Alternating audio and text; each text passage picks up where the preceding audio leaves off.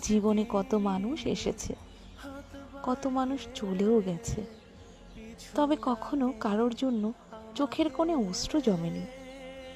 তোমার কথা মনে হতেই কেন জানি চোখের কোণে অশ্রু জমে। তোমার কথা ভাবতেই যেন বুকটা ছিঁড়ে যায়। তোমার কথা মনে হতেই আমার চোখ দুটো টলমলো করে। আসলে কি জানো প্রিয়, তুমি অন্যদের মতো ছিলে না, তুমি ছিলে খুব হৃদয়ের বিশেষ একজন মানুষ।